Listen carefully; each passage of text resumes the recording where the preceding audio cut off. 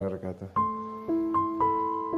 Ayah saya masih berdinas Pak di PGI, Persekutuan Gereja-Gereja Indonesia. Dia salah satu ketua PGI, masih aktif sampai hari ini. Saya kemarin habis baca pidato Natalnya dia. Saya yang koreksi bahasa. Ayah saya sendiri.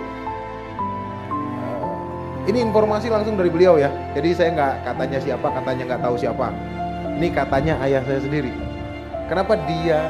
Ini dari sisi yang sebelah sana ya Pak ya. Kita belum cerita dari sisi Islamnya ya. Dari sebelah sana. Karena lebih aman dijaga sama mereka, karena mereka bisa mati konyol. Satu gereja bayar 50 juta, udah mereka siap mati konyol di situ. Ini serius. Ini PGI yang bicara. Kasih satu gereja, jaga, kasih 50 juta, 2 kali kebaktian, malam Natal dan malam Tahun Baru, itu mereka siap mati konyol.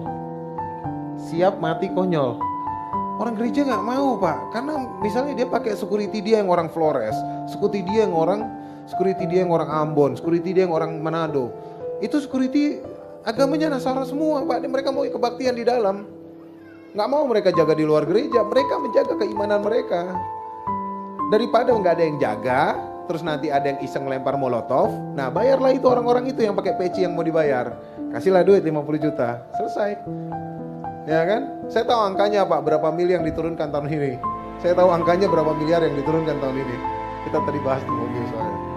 Ya. Nah, di sisi sebaliknya, di sisi umat muslim. Oke. Ya, Jonathan Rama Yayanik, monggo. Tambahan dari Rama Yayanik, panitia di belakang. Panitia.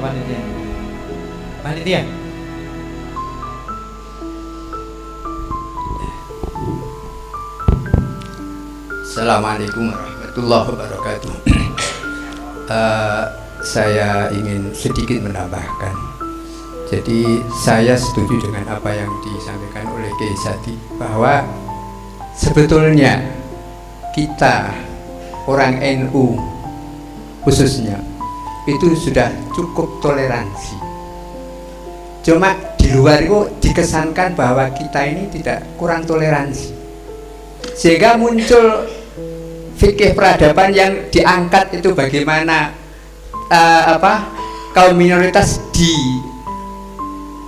mata fikih Syiasi ini seakan-akan orang-orang masih punya tujuan bahwa para santri itu kurang toleransi. Dan itu sebuah kenyataan ketika Kiai Sadid melaporkan masalah-masalah yang di daerah. Kok ya percaya. Nah, ini sebetulnya perlu masukan ke sana, dan dengan bukti juga bahwa justru kaum minoritas itu banyak, atau orang-orang yang di luar Islam ketika dia mayoritas itu tidak mau toleransi. Bahkan di satu daerah biarpun dia itu minoritas, tapi tetap dia itu tidak mau toleransi dengan yang lain. Jadi ajaran Islam sebetulnya sudah cukup mengajarkan kita untuk toleransi, dan kita sudah cukup toleransi. Cuma harapan saya, ojo sampai toleransi itu kebablasan. Ono banser diwajibno njogo gereja. Ini menurut saya toleransi yang kebablasan ini. Kebablasan, dan saya juga pernah ini bicara sama PPGW Ansor, kebablasan mbok yo jangan merendahkan martabat banser kon njogo gereja di saat Natalan. Ini ridho bil kufri. Ini perlu ada masukan ke sana. Jadi ada fikih peradaban yang dibahas banyak itu. Ini kayaknya kita ini dituduh kiai-kiai desa ini gak pakai toleran. Sehingga perlu ada pembahasan seperti itu ke daerah-daerah. Itu karena mungkin menganggap kiai desa ini gak pakai toleran. Toh kita sudah tutup toleran. Jadi justru isu kita balik dan kita sampaikan ke sana bahwa banyak orang-orang yang di luar Islam itu tidak toleransi kepada Islam. Dan itu contohnya banyak diungkapkan oleh Kiai Sadid. Anda bisa melihat di daerah-daerah, dan Anda bisa melihat bagaimana ketika Al-Fatih menguasai Konstantinopel, sangat toleransi sekali. Itu contoh-contoh real banyak sekali. Jadi kita ini kayaknya masih dituduh kurang toleransi. Bahkan sempat dunia barat mengesankan bahwa Islam adalah teroris. Itu dihembuskan oleh dunia barat sehingga orang-orang mengatakan Islam itu teroris.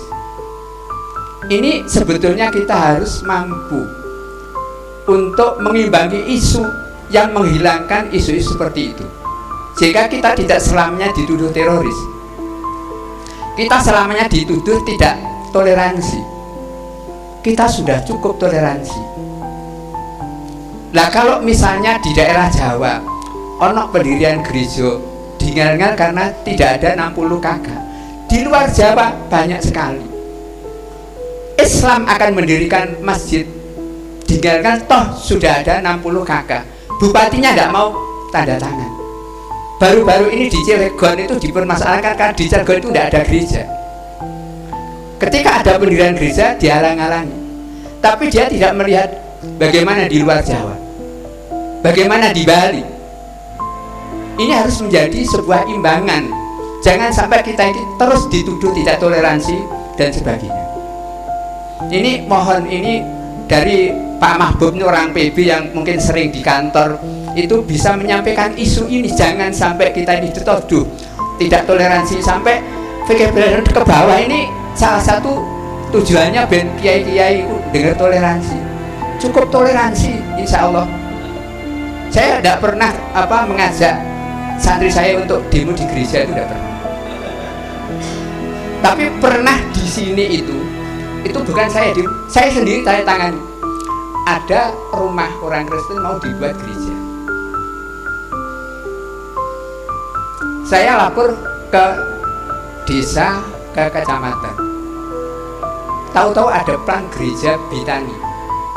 Saya urus. Itu ternyata rumah orang Kristen dibuat kebaktian. Karena tidak ada reaksi, mau dibuat gereja. Saya tuntut itu. Saya tidak demonstrasi, tapi saya dengan cara halus. Akhirnya saya tantang, kalau tidak diturunkan, saya siap untuk menggerakkan santri saya. Sebab itu tidak sesuai dengan aturan yang ada. Ini saya pernah, dan saya sendiri itu. Kocok-kocok tak jak itu gak wani. Wedok kabeh. Jangan-jangan dia mabuk nek ngomong nok podium seperti itu, tapi di lapangan tidak berani.